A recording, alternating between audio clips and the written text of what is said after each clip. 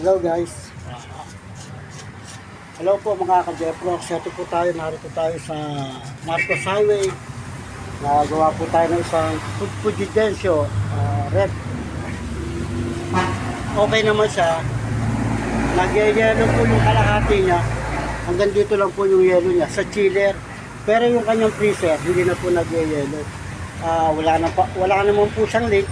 Ang naging cause ng problema po nito, barado po ito. Barado po ito. Filter dryer at saka itong kanyang